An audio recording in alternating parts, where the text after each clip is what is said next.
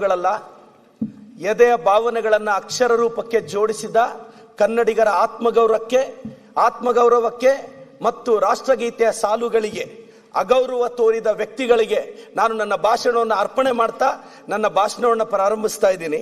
So ರಾಜ್ಯಪಾಲರು ಓದಿದ್ದಾರೆ ಸಂಪೂರ್ಣವಾಗಿ ಎನ್ನಲಾದ ಭಾಷಣದಲ್ಲಿರೋ ಕೆಲವು ವಿಚಾರಗಳನ್ನ ನಾನು ಪ್ರಸ್ತಾಪಿಸಿ ಕೊನೆಯದಾಗ ಅಭಿನಂದನೆ ಸಲ್ಲಿಸ್ತೀನಿ. ಸಭಾಧ್ಯಕ್ಷರೇ, ನಾವು ಈ ಸ್ಪೀಚನ್ನ ಮಹಾತ್ಮ ಗಾಂಧಿಯವರ ಹೆಸರಿಂದ ಪ್ರಾರಂಭಿಸಿದ್ವಿ.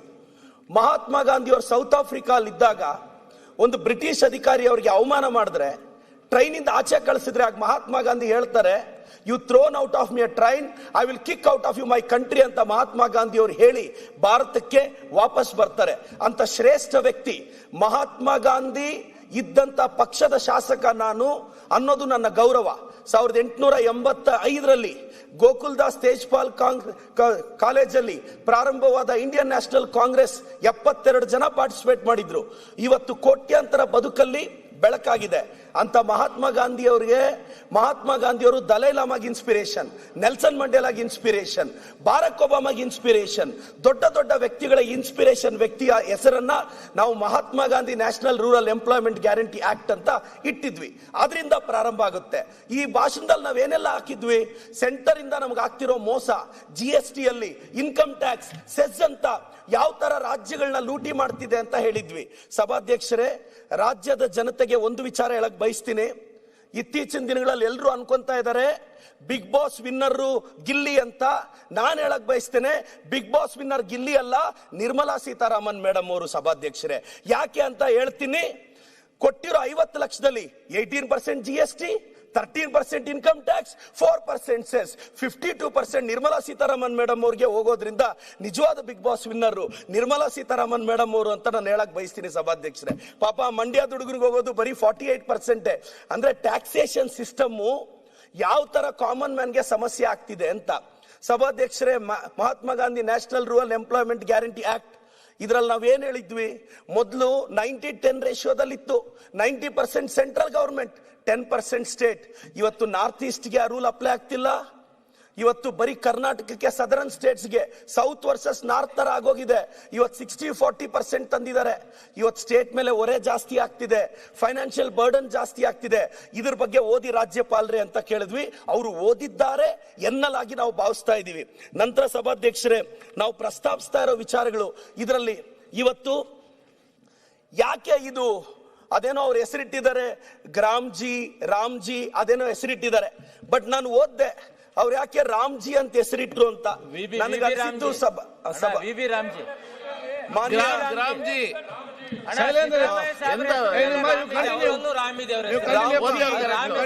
ರಾಮ್ಜಿ ಅನ್ನೋ ಹೆಸರು ಯಾಕಿಟ್ರು ಅಂದ್ರೆ, ಸಭಾಧ್ಯಕ್ಷರೇ, ಅಯೋಧ್ಯೆಯಲ್ಲಿ ರಾಮ ಮಂದಿರ ಕಟ್ಟಿದ್ರು, ಅಯೋಧ್ಯೆಯಲ್ಲಿ ಶ್ರೀರಾಮಚಂದ್ರ ಇಂಡಿಯಾ ಕೂಟಕ್ಕೆ ಒಲಿದು ಬಿಟ್ರು. ಸೊ ರಾಮ ಒಲಿಲಿಲ್ಲ. ಸೊ ಅಯೋಧ್ಯೆಯಲ್ಲಿ ರಾಮ ಮಂದಿರ ಕಟ್ಟಿದ್ರು, ಶ್ರೀರಾಮಚಂದ್ರ ಇಂಡಿಯಾ ಕೂಟಕ್ಕೆ ಒಲಿದ್ರು. ರಾಮ ಒಲಿಲ್ಲ, ಮತ್ತೊಮ್ಮೆ ಒಲಿಸೋ ಪ್ರಯತ್ನ ಪಟ್ರು. ನನ್ನ ಪ್ರಕಾರ ಅಯೋಧ್ಯೆಯಲ್ಲಿ ರಾಮನ ಮಂದಿರ ಕಟ್ಟೋದ ಅಷ್ಟೇ ಅಲ್ಲ ದೇಶ ಪ್ರೇಮ ಅಂದ್ರೆ. ಬಡವನ ಹೊಟ್ಟೆ ತುಂಬಿಸೋದು, ಹಸಿವು ನೀಗಿಸೋದು, ಬಡವನನ್ನ ಒಂದು ಸ್ವಾಭಿಮಾನಿಯಾಗಿ ಬದುಕಕ್ಕೆ ಪ್ರೇರೇಪಿಸೋದು. ಸಭಾಧ್ಯಕ್ಷರೇ, ಈ ಸಂದರ್ಭದಲ್ಲಿ ಹೇಳ್ತೀನಿ, ನನ್ನ ಪಾಲಿನ ಶ್ರೀರಾಮಚಂದ್ರ ನನ್ನ ಎಡಭಾಗದಲ್ಲಿರುವ ಎದೆಯಲ್ಲಿರುವವರು ನಿಮ್ಮ ಬಲಭಾಗದಲ್ಲಿ ಕೂತಿರೋ ಸಿದ್ದರಾಮಯ್ಯನವರು ನನ್ನ ಪಾಲಿನ ಶ್ರೀರಾಮಚಂದ್ರ ಅಂತ ಹೇಳಕ್ ಬಯಸ್ತೀನಿ. ಸಭಾಧ್ಯಕ್ಷರೇ, ಯಾಕೆಂದ್ರೆ ಬಡವರ ಹೊಟ್ಟೆ ತುಂಬಿಸ್ತಿರೋ ರಾಮ ಸಿದ್ದರಾಮಯ್ಯ, ಅನ್ನರಾಮ ಅಂತ ಹೇಳಕ್ ಬಯಸ್ತೀನಿ. ಇವತ್ತು ಅನ್ನ ಭಾಗ್ಯ ಎಷ್ಟು ಬದುಕುಗಳಲ್ಲಿ, ಎಷ್ಟು ಮನೆಗಳಲ್ಲಿ ಸೆಕೆಂಡ್ ಲೈನ್ ಜೋಡಿಸಿದ್ದೀನಿ. ಸಭಾಧ್ಯಕ್ಷರೇ, ಅದು ಬರೋವರೆಗೂ ಬಿಜೆಪಿ ಸ್ನೇಹಿತರು ಕಾಯ್ಬೇಕು ಅನ್ನೋದು ನನ್ನ ವಿನಂತಿ. ನಾನು ಸಭಾಧ್ಯಕ್ಷರೇ, ಇವತ್ತು ಗೃಹಲಕ್ಷ್ಮಿನ ನಮ್ಮ ಪಂಚ ಗ್ಯಾರಂಟಿಗಳನ್ನ ಕಿಂಗ್ಸ್ ಕಾಲೇಜ್ ಅವರು ಹೇಳಿದ್ದಾರೆ, revolutionary changes in grass root administration ಅಂತ ಹೇಳಿದ್ದಾರೆ. ಇವತ್ತು ದೊಡ್ಡ ದೊಡ್ಡ ಯೂನಿವರ್ಸಿಟಿಗಳು ನಮ್ಮ ಗ್ಯಾರಂಟಿನ ಇನ್ಸ್ಪಿರೇಷನ್ ಆಗಿ ತಗೊಂಡಿದೆ. ವೆಸ್ಟರ್ನ್ ಯೂನಿವರ್ಸಿಟಿಗೆ ಕರ್ನಾಟಕದ ಗ್ಯಾರಂಟಿಗಳ ಇನ್ಸ್ಪಿರೇಷನ್. ಇವತ್ತು ಗೃಹಲಕ್ಷ್ಮಿ, ಗೃಹ ಜ್ಯೋತಿ ಇಂಥ ಯೋಜನೆಗಳಿಂದ ನಾವು ಪ್ರತಿ ಮನೆಗೂ ರೀಚ್ ಆಗ್ತಿದೀವಿ. ಸಭಾಧ್ಯಕ್ಷರೇ, ಹೊಟ್ಟೆ ಹಸಿವು ತುಂಬಿಸೋದು ಈ ಜಗತ್ತಿನ ಶ್ರೇಷ್ಠ ಕಾರ್ಯ. ಹೊಟ್ಟೆ ಹಸಿವನ್ನ ತುಂಬಿಸೋದು ಶ್ರೇಷ್ಠ ಕಾರ್ಯ. ಅನ್ನಭಾಗ್ಯ ಈ ದೇಶದ ಫುಡ್ ಸೆಕ್ಯೂರಿಟಿ ಬಿಲ್ಗೂ ಇನ್ಸ್ಪಿರೇಷನ್. ಅಂತ ಬಿಲ್ ತಂದಾಗ ಅದಕ್ಕೆ ದೊಡ್ಡ ಸ್ಫೂರ್ತಿ ನಮ್ಮ ಸಿದ್ದರಾಮಯ್ಯ ಸಾಹೇಬರು ಮತ್ತೆ ನಮ್ಮ ಡಿ ಕೆ ಶಿವಕುಮಾರ್ ಸಾಹೇಬ್ರ ಸರ್ಕಾರ ಅಂತ ನಾನು ಹೇಳೋದಕ್ಕೆ ಗೌರವದಿಂದ ಹೇಳಕ್ ಬಯಸ್ತೇನೆ ಸಭಾಧ್ಯಕ್ಷರೇ. ನಾವು ಈ ಸ್ಪೀಚ್ ಅಲ್ಲಿ ಗವರ್ನರ್ ಅವ್ರಿಗೆ ನಾವು ಬಹಳಷ್ಟು ವಿಚಾರಗಳನ್ನ ಹೇಳಿದ್ವಿ. ಸರ್, ಸೆಂಟರ್ ಇಂದ ನಮ್ಗೆ ಏನೇನ್ ಆಗ್ತಿದೆ, ಭದ್ರಾ ಮೇಲ್ದಂಡೆ ಯೋಜನೆಯಲ್ಲಿ 5300 ಕೋಟಿ ಕೊಡಿ ಅಂದ್ವಿ, ಕೊಡ್ಲಿಲ್ಲ ಸಭಾಧ್ಯಕ್ಷರೇ. ಈ ನೋವನ್ನು ನಾವೆಲ್ಲ ಹೇಳೋದು ಗವರ್ನರ್ ಮುಖಾಂತರ. ಅವ್ರ ಸ್ಪೀಚ್ ಅಲ್ಲಿ ಹೇಳಿದ್ವಿ, ನಾವೇನು ನೆಗೆಟಿವ್ ಹೇಳಿರ್ಲಿಲ್ಲ. 15th ಫೈನಾನ್ಸ್ ಕಮಿಷನ್ ಅಲ್ಲಿ ವಿಶೇಷ ಅನುದಾನ ಕೊಡಿ ಅಂತ 5495 ಕೋಟಿ ಕೇಳಿದ್ವಿ, ₹1 ಕೊಡ್ಲಿಲ್ಲ ಸಭಾಧ್ಯಕ್ಷರೇ. ನಮ್ GST ದುಡ್ಡನ್ನ ನಮಗ್ ವಾಪಸ್ ಕೊಡಲ್ಲ.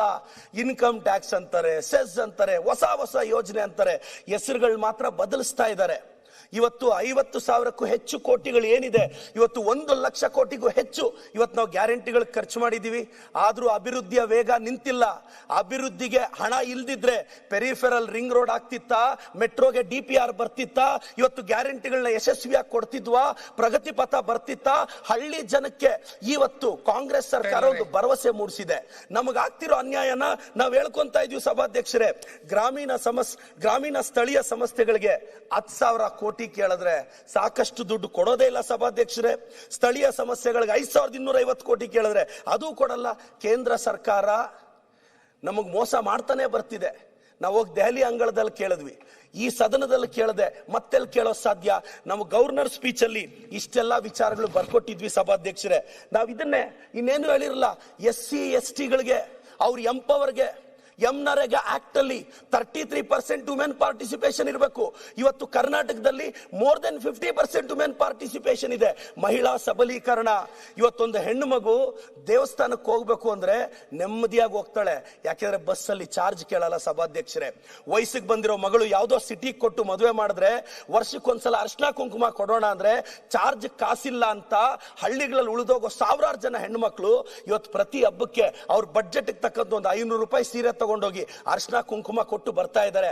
ಆ ಹೆಣ್ಣು ಮಕ್ಕಳ ನಗುವಿಗೆ ಕಾರಣ ಆಗಿದ್ದು ನನ್ನ ಸರ್ಕಾರ, ಕಾಂಗ್ರೆಸ್ ಸರ್ಕಾರ, ಮಹಾತ್ಮ ಗಾಂಧಿ ಗುರುತಿಸಿಕೊಂಡ ನನ್ನ ಕಾಂಗ್ರೆಸ್ ಸರ್ಕಾರ ಅಂತ ಹೇಳಕ್ ಇಷ್ಟಪಡ್ತೀನಿ ಸಭಾಧ್ಯಕ್ಷರೇ. 1915ರಲ್ಲಿ ಮಹಾತ್ಮ ಗಾಂಧಿಯವರು ನಮ್ಮ ಪಕ್ಷದಲ್ಲಿ ಒಂದು ಮಾಸ್ ಪೊಲಿಟಿಕಲ್ ಮೂವ್ಮೆಂಟ್ ಮಾಡಿದ್ರು.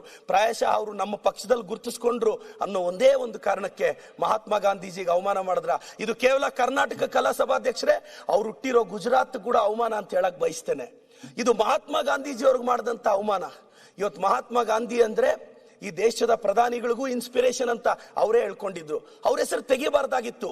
ಯಾಕೆ ನರೇಗಾ ಆಕ್ಟ್ ಹೆಸರೇ ಚೇಂಜ್ ಮಾಡಿದ್ರು ಅಂತ ನಾನು ಯೋಚನೆ ಮಾಡಿದ್ರೆ, ಯುನೈಟೆಡ್ ನೇಷನ್ ಡೆವಲಪ್ಮೆಂಟ್ ಪ್ರೋಗ್ರಾಮ್ ಇದನ್ನ ವರ್ಲ್ಡ್ಸ್ ಲಾರ್ಜೆಸ್ಟ್ ಎಂಪ್ಲಾಯ್ಮೆಂಟ್ ಪ್ರೋಗ್ರಾಮ್ ಅಂತ ಕರೆಯುತ್ತೆ. ಇಂಟರ್ನ್ಯಾಷನಲ್ ಲೇಬರ್ ಆರ್ಗನೈಸೇಷನ್ ಇದನ್ನ ಹೊಗಳುತ್ತೆ. ಪ್ರಪಂಚದಲ್ಲಿ ಎಲ್ಲೋದ್ರೂ ನರೇಗಾ ಲಾರ್ಜೆಸ್ಟ್ ಆಕ್ಟ್ ಅಂತ ಹೊಗಳ್ತಾರೆ. ಮೋಸ್ಟ್ಲಿ ಇದೆಲ್ಲ ಕೇಳ್ತಾ ನಮ್ಮ ವಿರೋಧ ಪಕ್ಷದಲ್ಲಿರೋ ಸ್ನೇಹಿತರಿಗೆ ಏನಪ್ಪಾ, ಪ್ರತಿ ಕಡೆ 2005 ಅಲ್ಲಿ UPA 1 ಅಲ್ಲಿ ಇವ್ರು ತಂದಂತ ಕಾರ್ಯಕ್ರಮನ ಈ ಪ್ರಕಾರ ಹೆಸರು ಚೇಂಜ್ ಮಾಡಬೇಡ. ಯಾಕೆಂದ್ರೆ ಸಭಾಧ್ಯಕ್ಷರೇ, ಈ ದೇಶಕ್ಕೆ IIT ಕೊಟ್ಟಿದ್ ನಾವು, ಏಮ್ಸ್ ಕೊಟ್ಟಿದ್ ನಾವು, ಇಸ್ರೋ ಕಟ್ಟಿದ್ ನಾವು, ಊರಿಗೆ ರಸ್ತೆ ಹಾಕಿದ್ ನಾವು, ಶಾಲೆ ಕಟ್ಟಿದ್ ನಾವು, ಹಳ್ಳಿಗೆ ಹೆಸರಿಟ್ಟಿದ್ ನಾವು, ಲಾಸ್ಟ್ ಅಲ್ಲಿ ಫಾಲ್ ಸೀಲಿಂಗ್ ಮಾಡಿದ್ದೆಲ್ಲ ನಾವೇ ಅಂದ್ರೆ ನೋವಾಗುತ್ತಲ್ಲ ಸಭಾಧ್ಯಕ್ಷರೇ? ಖಂಡಿತವಾಗೂ ನೋವಾಗುತ್ತೆ ಸಭಾಧ್ಯಕ್ಷರೇ. IIT ಕೊಟ್ಟಿದ್ದು, ಏಮ್ಸ್ ಕೊಟ್ಟಿದ್ದು, ಇಸ್ರೋ ಕೊಟ್ಟಿದ್ದು ಎಲ್ಲವೂ ಕೊಟ್ಟು ಲಾಸ್ಟ್ ಅಲ್ಲಿ ಫಾಲ್ ಸೀಲಿಂಗ್ ಮಾಡಿ ಇಷ್ಟು ಕಟ್ಟಡ ನಾವೇ ಕಟ್ಟಿದ್ದು ಅಂದ್ರೆ ಈ ಪ್ರೊಜೆಕ್ಷನ್. ಸಭಾಧ್ಯಕ್ಷರೇ, ತಾವೆಲ್ಲಾ ಕಾರ್ಯಕ್ರಮಗಳನ್ನ ಒಂದ್ಸಲ ಗಮನಿಸಿ. ಎಲ್ಲ ಹೆಸರು ಚೇಂಜ್ ಮಾಡಿದ್ದೆ, ಯಾವುದೂ ಹೊಸ ಪ್ರೋಗ್ರಾಮ್ ಇಲ್ಲ. ನಾವೇನ್ ಕಾರ್ಯಕ್ರಮಗಳಿಟ್ಟಿದ್ವಿ ಅದಕ್ಕೆ ನೇಮ್ ಚೇಂಜ್ ಮಾಡಿಬಿಡೋದು, ಕ್ರೆಡಿಟ್ ತಗೊಳ್ಳೋದು. ನ್ಯಾಷನಲ್ ಸೆಕ್ಯೂರಿಟಿ, ನಾನು ಎಲ್ರಿಗೂ ಒಂದೇ ಒಂದು ಹೇಳಕ್ ಇಷ್ಟಪಡ್ತೀನಿ ಸಭಾಧ್ಯಕ್ಷರೇ. ಇವತ್ತು SC ST ಅಭಿವೃದ್ಧಿಗೆ ಇವತ್ತು ಮೆಟ್ರಿಕ್ ಪೂರ್ವ ಹಾಸ್ಟೆಲ್, ಮೆಟ್ರಿಕ್ ನಂತರದ ಹಾಸ್ಟೆಲ್ಗಳು ಇವತ್ತು ಅವ್ರ ಅಭಿವೃದ್ಧಿಗೆ ನನ್ನ ಸರ್ಕಾರ ಶ್ರಮಿಸ್ತಾ ಇದೆ. ಅದು ತಪ್ಪ ಸಭಾಧ್ಯಕ್ಷರೇ? ರೂರಲ್ ಕನೆಕ್ಟಿವಿಟಿಗೆ, ಇವತ್ತು ಅಭಿವೃದ್ಧಿಗೆ ನನ್ನ ಸರ್ಕಾರ ತುಂಬಾ ಫಂಡ್ ಕೊಡ್ತಿದೆ. ಇವತ್ತು ಗೊತ್ತಿರ್ಬೇಕು ಸಭಾಧ್ಯಕ್ಷರೇ, ಲೈವ್ ಸ್ಟಾಕ್ ಹೆಲ್ತ್ ಅಲ್ಲಿ ಕರ್ನಾಟಕ ನಂಬರ್ 1. ಯಾಕೆಂದ್ರೆ 379.63 ಲಕ್ಷ ಕ್ಯಾಟಲ್ಸ್ಗೆ ನಾವು ವ್ಯಾಕ್ಸಿನೇಟ್ ಮಾಡಿ ಇವತ್ತು ಕರ್ನಾಟಕ ನಂಬರ್ 1 ಇದೀವಿ. ಇವತ್ತು ಹಾರ್ಟಿಕಲ್ಚರಲ್ ನಂಬರ್ 1 ನನ್ನ ಸರ್ಕಾರ, ನನ್ನ ಜಿಲ್ಲೆ ಚಿಕ್ಕಬಳ್ಳಾಪುರ ಸಭಾಧ್ಯಕ್ಷರೇ.